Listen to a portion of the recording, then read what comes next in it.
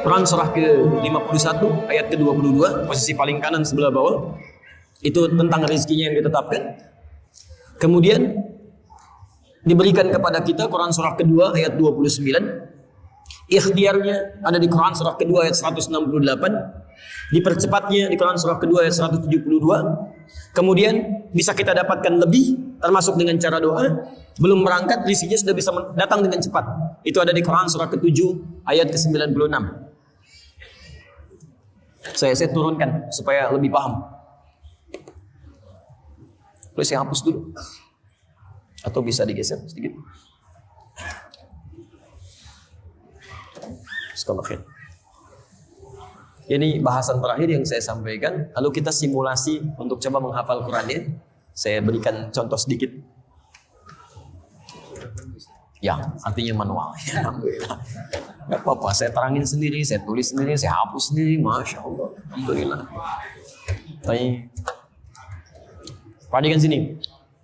Konsep rezeki Quran surah ke-51 ayat 22, posisi paling kanan, di agak sedikit ke bawah. Lihat sini.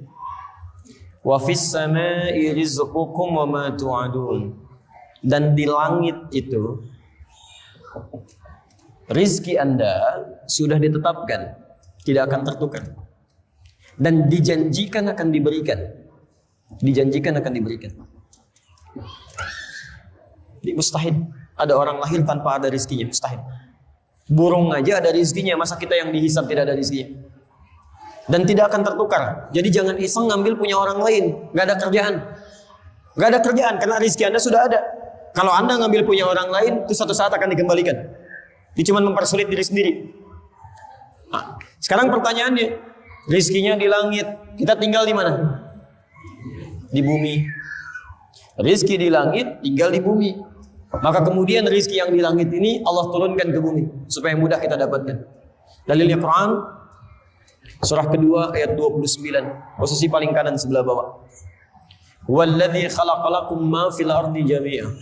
Kami jadikan segala yang di bumi itu untuk kalian semua. Jadikan segala yang di bumi. Hujan turun menjadikan tanah-tanah yang kering jadi gembur kembali, muncul tanaman, muncul buah-buahan. Di bawahnya kemudian ada macam-macam, ada emas, ada tembaga, ada nikel, ada macam-macam segala turunan ke bawahnya. Anda ambil itu, Anda olah, hasilnya jadi masjid, jadi bangunan, jadi rumah, jadi macam-macam. Baik.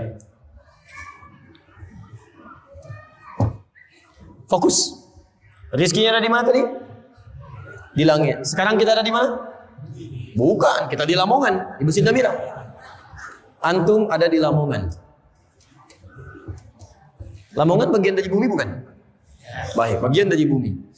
Antum tinggal di Lamongan, cuman rizkinya turunnya di bumi. Bumi itu belum tentu di Lamongan, mungkin turun di Ampel. Antumnya di Lamongan, rizkinya turun di Ampel. Apa yang harus dilakukan? Dicari, datang ke sini. Maka turun Quran surah kedua ayat 168. Ada ikhtiar. Dia tidak cukup dengan memohon kepada Allah, ya Allah, ya Allah, masjid tinggal kubahnya, ya Allah, Allahu Akbar, turun dari atas, kubah gitu kan. Masya Allah, tukang cornya kemudian bangkrut, tukang kubahnya bangkrut, nggak ada kreativitas di situ. Maka ya ayyuhan nasu kulu mimma fil ardi halalan thayyiban. Hei manusia, silahkan bergerak, beraktivitas untuk mendapatkan sebagian dari kebutuhan hidup Anda, terkhusus untuk kebutuhan makan. Sekarang lihat. Ini ya ayyuhan nas untuk manusia. Kita bertanya, ya Allah, non muslim gak sholat, gak puasa, rizkinya dapat. Kami yang muslim sholat, puasa juga, masa rizkinya sama dengan cara mendapatkannya? Apakah ada kekhususan untuk kami? Maka bagi orang-orang yang beriman diberikan jalan cepat untuk mendapatkan rizki. Di Quran surah kedua ayat 172. Posisi paling kiri di agak sebelah atas. Ya ayyuhalladzina amanu kulu min thayyibati ma razaqnakum. Hai orang-orang yang telah menyatakan dirinya beriman kepada Allah. Kulu min thayyibat. Perhatikan kalimatnya. Ma razaqnakum. Syarat pertama, cari rizki dengan iman. Orang yang mencari rizkinya dengan iman, maka dia otomatis imannya akan membimbing kepada yang halal. Mustahil menemukan yang haram. Makanya di ayat ini kalimat halalnya dibuang. Kalau di ayat yang ini masih dicantumkan, kulu mimma fil ardi halalan thayyiba. Tapi bagi orang beriman, kalimat halalnya dibuang. Kulu min thayyibati ma razaqnakum. Kenapa kalimat halalnya dibuang? Karena dia punya iman. Imannya otomatis membimbing dia langsung pada yang halal. Dimaaf, kalau ada orang beriman masih menemukan harta yang haram, ada yang salah dalam imannya. Ada yang keliru di situ. Ketika dia mencari dengan imannya, maka ma razaqnakum, kami yang akan siapkan rezekinya untuk orang ini, bukan dia yang lelah mencarinya. Baru gerak sedikit, rezekinya sudah datang.